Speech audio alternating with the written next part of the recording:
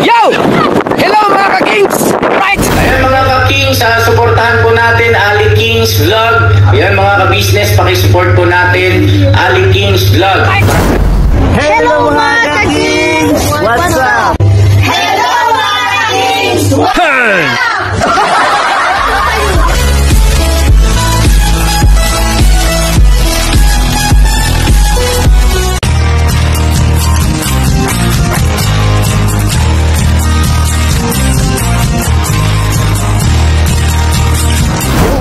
Yo, what's up mga ka-kings? So for today's vlog mga ka-kings, tanghaling tapat, alas 11 ng umaga kasi di ako ngayon, Lunes, kasi meron kaming extra day off doon sa Dakila Wisara, kaya ito yung kinuha ko Lunes.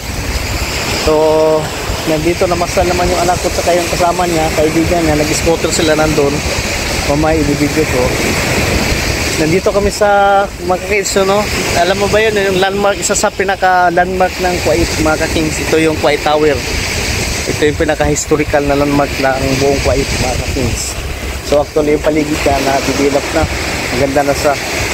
Tapos ang bala kong ibalag kasi itong paligid na to, dito sa may, sa may pangisdaan, yung maraming namimingwit dito. Ito yung pinakaunang dito, yung bingwitan. Hindi pa ako nakapamingwit dito, pero alam ko na itong lugar na to, kaso nga lang ayaw ko mamingwit dito dahil maraming tao, maraming tao. So ngayon hindi masyadong matao ngayon dahil working days, regular days, tapos alas 11 ng umaga. Kaya sinubukan ko na lang i-vlog para may pakita sa inyo sa mga OFW sa Kuwait. Sa mga OFW na galing sa Kuwait na nasa Pilipinas, siguro namimiss itong lugar na itong mga ka-kings, mga idol. Ito yung Kuwait Tower. Ito yung Kuwait Tower, yung paligid na yan, yun, dito yung anak ko, nag-scooter silang dalawa kaibigan niya,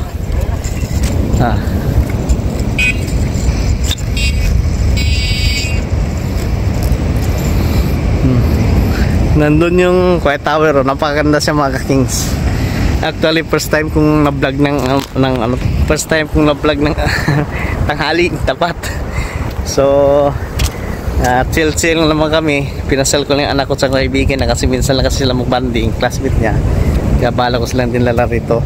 Actually dapat sana mag-basketball kami, kaya naka-attire ako ng pang-basketball mga kings. Kaso nung pumunta kami ng Marina, sarado yung court. Sarado kasi tanghali na kasi wala na naglalaro. So kanina umaga yun, mga alas 5 bukas yun. Kaya nandito tayo na lang mamasyal sa yan, Kuwait Tower na yan, Tapos itong seaside na to dinidevelop pa rin hanggang doon sa golf ring road dyan, hanggang doon sa may second golf, third golf, hanggang doon sa Tagusto hanggang Bida siguro, Blajat, Tagusto. Under construction sa mga ka-kings. Pag natapos to, maganda na yung seaside, napakaganda ng seaside. Pupunta tayo doon sa sa namimingwit.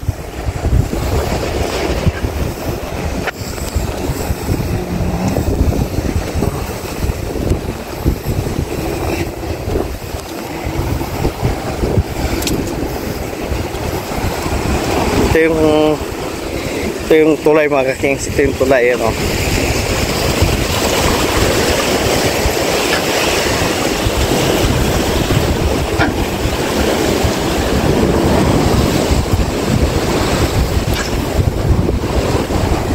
Assalamualaikum. Alhin may easy folk, ha? Alhin may easy folk, ha? Ha? Go for it.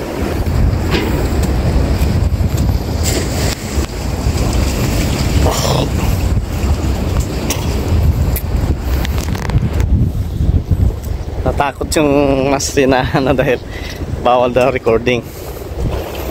Dito tayo sa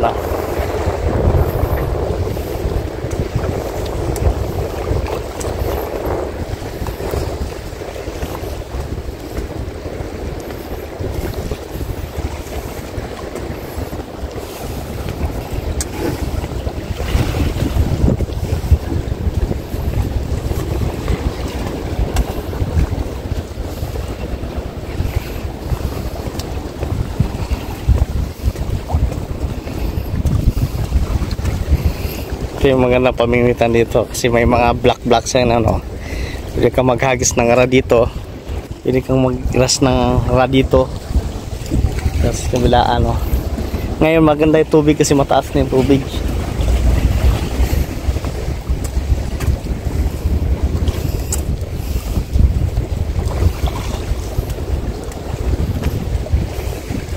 May namimingwit dito.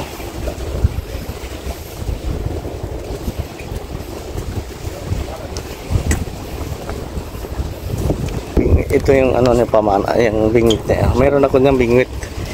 Nahagis na doon.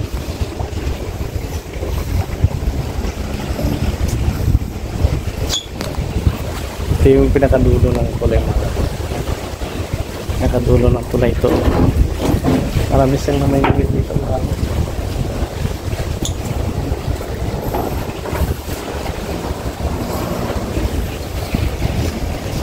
Maganda yung view na oh. Taas yung tubig.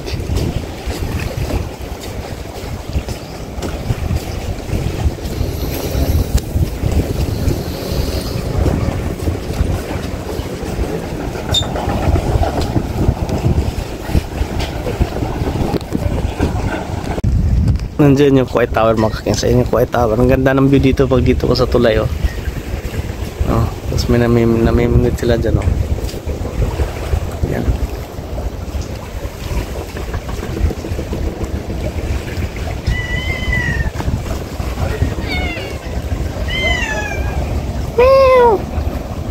Yung mga pusa oh. Itim na pusa oh. Ayan oh.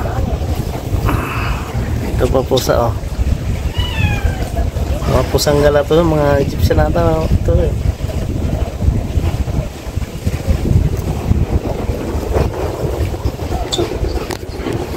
Balik tayo noon mga kaging sa ano, sa sasakyan.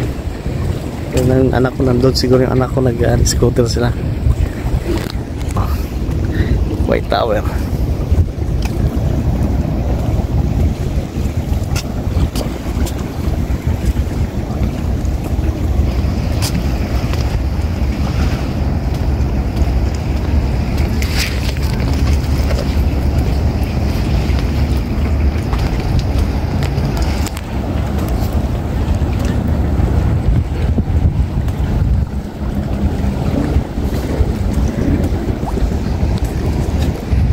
Quiet Tower. Yan. Pupunta tayo dyan doon sa malapitan, sa may paanan mismo ng Quiet Tower. Sa may paanan ng Quiet Tower mismo. Sabi ng namimingwit doon mga king, tahimik daw yung tubig, tahimik yung dagat, wala raw kagat. So pag namimingwit kasi talaga kakain ng oras talaga yan.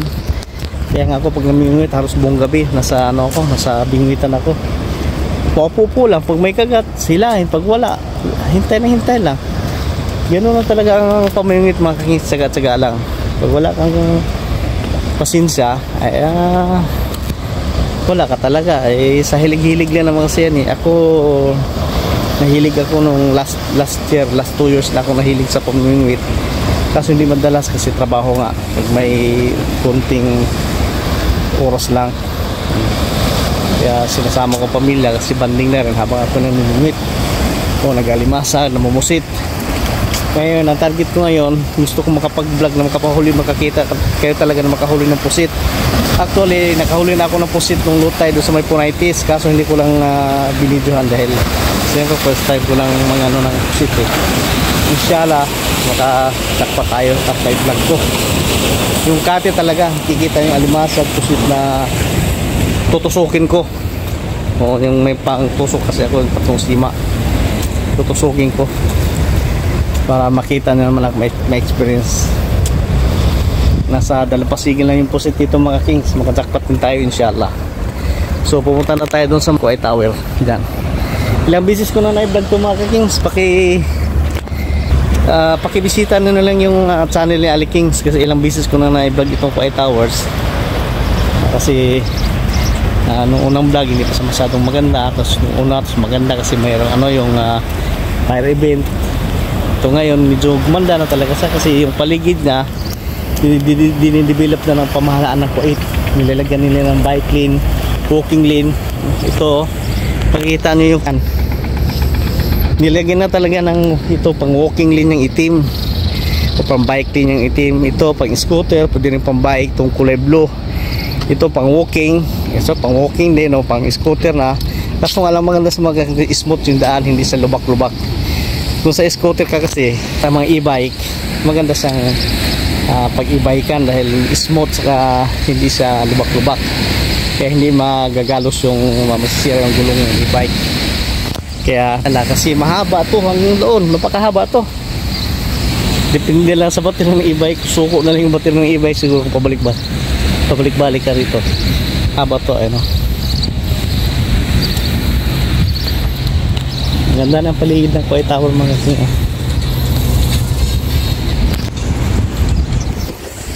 Ayun na yung Kuwait Tower mga king. Medyo palapit na tayo. Actually, panoorin niyo yung vlog ko na mayroon talaga kaming vlog ng Ali Kings vlog na umakyat talaga kami doon sa taas. Kasama ko yung anak-anakan ko, pamangkin ni Mrs. na babae. Tapos basta meron kaming kasama doon na pumunta talaga kami sa pinakadulo ng na elevator sa 15th floor. Tapos umiikot yung niya mga kings, umiikot yung pinakadulo niya yung may restaurant, pero mabagal yung ikot niya. Maganda sa mga kings. Pagdating mo sa taas, may deck seeing siya, makikita mo halos buong Kuwait. Tapos meron ding restaurant doon, hindi kayo magugutom. Pagkibisita na lang yung mga kings sa mga bagong sa channel ni Ali Kings, pagkibisita na lang. Makikita na yung vlog ng Kuwait Towers doon. Marami sa doon mga kings, marami na ang business ako na i-vlog doon yung Kuwait Towers. May gabi, may umakyat kami, may nagbanding lang sa labas, may viewing lang sa labas. Hindi anak ko. Yan, nag-bikes na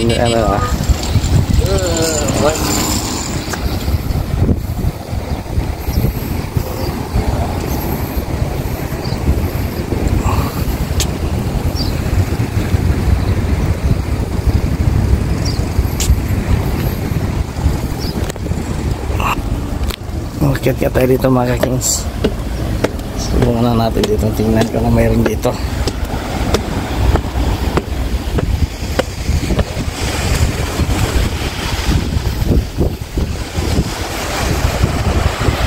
Yan.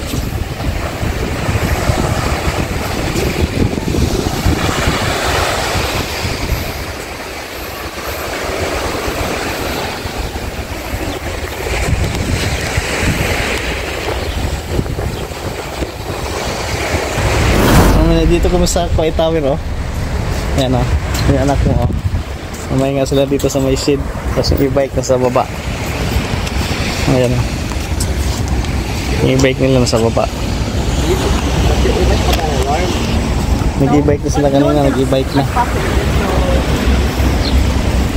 Ay, bike na. Okay, dito na ito babae.